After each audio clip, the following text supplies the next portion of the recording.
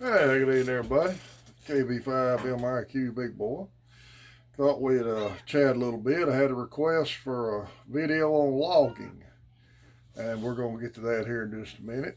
Uh, I had a, I counted up, I think I put out about 96 videos in a little over a year, and numerous good comments, good emails, and I appreciate every one of them. We've hit 436 subscribers. Uh, and I really enjoy putting these out. I feel like we're helping some of the, especially some of the new guys. So we're gonna keep doing these. We are planning us a little mini field day exercise, so warm up. We didn't get to do actual field day this year because I had a death in the family, and so we put it off. We're gonna try to do winter field day, but we thought we'd do a little warm up here in November, so I'll be videoing that. But on on the other note, with all the good, you're going to see some not so good comments. I think I've had three comments, and I've addressed one of them from months ago, where a guy accused me of being a novice or just a receiver listener. Uh, Been here lately that I don't show anything or put anything out. Well, I do show some stuff. I've showed antenna building and soldering and things, but some subjects just I like to talk about. So, and one guy said I was boring, and my wife probably agreed with him on that. But that's I take the good and the bad. It don't bother me a bit. That's just ham radio. Uh, Anybody has hey, there's old ham radio cat. He's the most famous member of the crew right here, old ham radio cat. Uh, Anybody has any suggestions for a video or got any questions? Like I said, every video, my email's on my QRZ page, and if you send me an email, just put something in the subject matter, call sign, something in there to catch my attention because I get a lot of junk email. But I try to answer every one, and I answer every comment unless YouTube has the comment flagged for some reason. I can see them and won't let me respond to them. I've had three comments like that.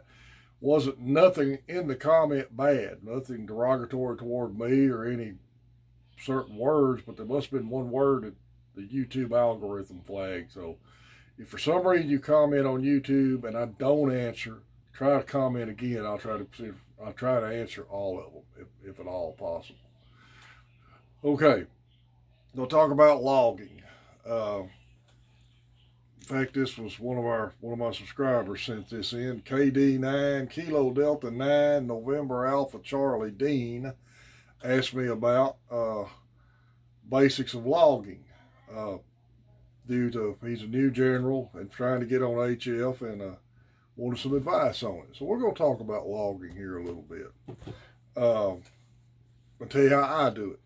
I'm not going to tell you that my way is the only way to do this, and this kind of gets back to how I do this video. I meant to tell you this before I get started on logging. My method of presenting these videos is kind of based on lots of things, based on experiences I've had in the military and in work environment, training people, being trained, and just general stuff like that. Now, I'm not going to sit there and tell you that if you don't do exactly like I tell you to build an antenna or something that you shouldn't be licensed. Okay, I'm not going to do that. I don't do that. Used to drive me up the wall when I first went to work at the depot as a helper years ago, almost 40 years ago now. That if they put you with an old guy that would get mad at you if you didn't lay your tools out on your work table like he had his laid out. Now, WD5HKV had worked with me for 37 years out there. He's a neat worker. Another buddy of ours is a very neat worker. I'm not. If I pan this camera around this shack, y'all would have a fit. Uh, W5DLX and HKV shack are very neat. Mine's looks like it blew up most of the time. But my rule of thumb is I don't want to try to tell you to do something exactly my way. I just want to give you the tools that we both get to the same destination. That you're able to make your own decision based on the information you have. That's a better way for you to learn than somebody just tell you to do something their way, and if you do it their way, it's wrong. I don't like that. I didn't like that in the military. I didn't train people like that in the military. Good example. I used to build Bradley instrument panels at Red River. Uh, I was their probably at the time their number one troubleshooter on them. But I had a couple of guys that worked with me that built a neater panel than I did. There was no set standard on how you wire tied the panel up. You just wire tied it up or keep everything safe. I'll be training new guys and they get all eat up with how to make sure it looked good. I said, man, just wire tie it up neatly. It doesn't have, there's no standard on that. And they keep on. I finally get one of their panels. So just make it look like this guy's here. And if you got a troubleshooting problem, holler at me. I just want to give you the tools to get to the destination you're looking for, so you can make your own decisions in this. Because there's so many people in this hobby that want to sit there and either tell you should have learned that when you got your license, or if you're not doing it this way, you're wrong. And we're not going to get on the term starter radio again. I've got a couple of videos on that. So, having said that, let's talk about logging. KD9NAC, Dean asked this question. And what I'm about to show you is the way I do a logbook. I'm not going to tell you that you should do it my way. I know a lot of you guys use automatic logging programs and logbook of the world and all that, and that's great. I worked a guy a while back, second time I transmitted to him. Oh yeah, I worked you back in 06. I'm saying, how the crap did he know that? Well, he had an automatic logging program. I had to look up in my book. So I do a kind of a old school, new school logging system. It just works for me. And before anybody said anything, I believe the FCC has even dropped their logging requirement. All right. Now, should you keep a log? In my opinion, yes, but only on HF. Now, let me qualify what I'm saying there. If you are running single sideband VHF making long distance contacts or aeronautical contacts or moon bounce contacts, satellite contact, yes, you should keep a log on that because those all, to me, are technically still DX contacts. Run of the mill rag chewing on a 2 meter repeater with your buddy coming in from work? No, I don't log that. If you're a net controller for a 2 meter net, yes, you're going to need to log that. But that's probably a requirement of whoever's doing the net control setup plus the club running a net. In the military, I had to keep a logbook. More so when I got in the Air Force Reserve because we did a lot of field exercises and had some big nets we had to run. I was always a net control. So yes, I'm used to keeping a written logbook. As far as amateur radio goes, I'm going to show you my logbook I've had since day one. Now, a lot of you thinking, well, if you're still on the same logbook, you're not on the air much. You're right. I'm not. I try to get on the air almost daily now that I'm retired, but a lot of it's just our 10 meter round table at night. I do like to get in here during the day and try to chase some country contacts, but I've got cows, grandkids. I like to hunt. So I don't get in here every day. And I never have been able to. But let's talk about my logging. Okay, first thing I've started with is a ARRL amateur radio station logbook. They still sell them, $7.95 on ARRL website. Now what I've done on this one, I'm gonna flip my camera around here in just a minute.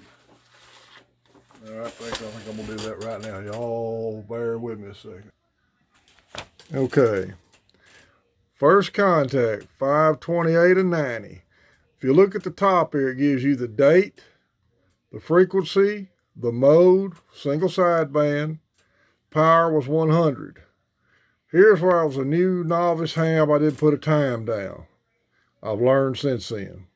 Station work, WA4, WXH. I sent a 5-7. I received a 5-5. He was in South Carolina. And this has also got your time off.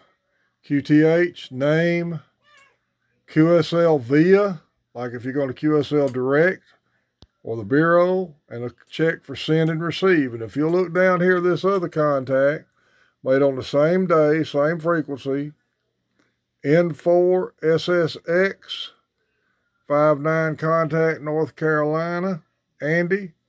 I sent a call to him direct, QSR, and I received it, and it's still on my wall. And if you look down here, that's how my writing was a lot neater then, and I've checked off when I got the call, the QSL card.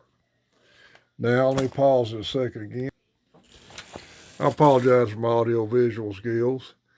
Right here, that was about 95. The logbook ended for a while.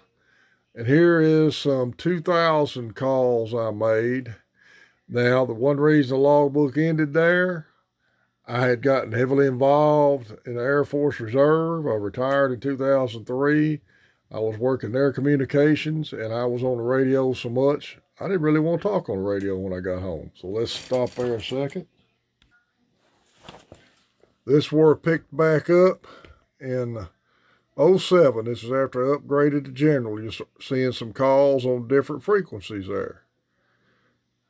And I started using correct time on those. And we're going to talk about that in just a second. These tabs I put on here just for this video so you can show where I'm at on everything. All right. There's some of my more recent contacts. And right there where I've just got a blank spot with a bunch of call signs, I got 10-meter round table. We had a bunch of people check in with us, and I just stuck them in there like that. Now, all those calls are in my QRZ logbook. So let's talk about that a minute. And excuse my extremely dirty office. I've got everything in here. Also, I do now what I call a hybrid logging system. When I'm working radio and I'm sitting here at night, even during the round table, I pull up QRZ. And if somebody checks in, I immediately put their call in and see who they are and work the contact. I go to the QRZ web login. I set me up a QRZ logbook, and everything's in UTC time, Universal Time Coordinated. So when we make the call, contact, if it's not going to be very long or they're talking to all of us, I go ahead and log them right then. They're in my QRZ log. A lot of times I'll get a confirmation back from them. And then as I get through, I'll go in and catch this logbook up and put the correct Universal Time Coordinated time in there. And I'll usually use, if it's a short contact, I'll use the same log time on off as the same part of it. Now, when you send somebody a QSL card, and this has happened to me, use UTC time. Years ago, I had a guy actually return one of my cards with a little note for me to correct it in UTC time to match his logbook and put the time there, because I was putting Timex time on them years ago. I have bought an MFJ UTC clock. Well, I found out real quick that if I'm not in here all the time and sometimes the battery goes down, the time wouldn't be exactly right. Using QRZ's logging time has really helped me out a whole lot in keeping a better logbook. It's a free logbook for QRZ. Most of us got a computer on the table. Well, things are a lot easier now, and I wish people sent QSL cards more than they do now. It's so much easier to get QSL information instead of having to ask them or use the Bureau or buy the call book. Years ago, they used to publish the call book yearly, about that thick. Of course, being on a budget, it was about a $20 book, and Jeff and I never would buy one. We'd buy used ones at ham swap meets that's 3 or 4 years old. Had everybody's name and address and call in it around the world. Now with QRZ, if they're registered, especially U.S. hams, I think it all shows up on the FCC database on QRZ. Makes it a lot easier to find out if they'll QSL, get their address, and it makes it easy to keep a good logbook by using their universal time on their login page. Now, in fact, let me show that here right quick before I get off here. Well, okay, we're going to use Dean here as a guinea pig in case we do get to make a contact with him down the road. I'm not going to save his contact. But say I'm having a QSO with him, and I want to log a new contact. I click that. It pops up. My last contact was on 28,470. Say we're using the same frequency with him. 10 meters, 28,470. If we sent a 59 and a 59, I'm going to make a little note here if I can. Let's see.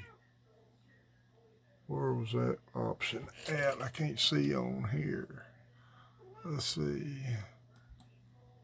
Comments. Make a comment. I'm just going to save it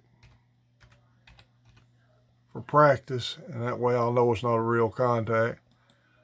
Now on QRZ, when you save the contact, the date, the universal time, all the way down the road. Now that's not going to be a real contact. I know that. I'll go back and edit it later.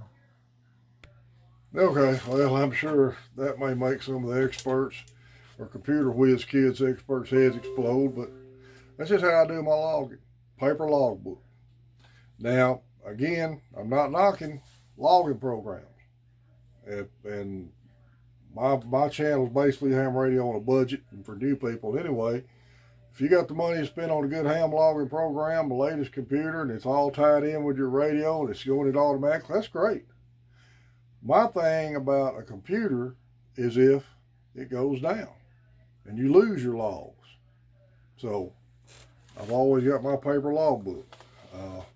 Like I said, they're $7.95 on ARRL website. Great thing to have. I would never quit using a paper log.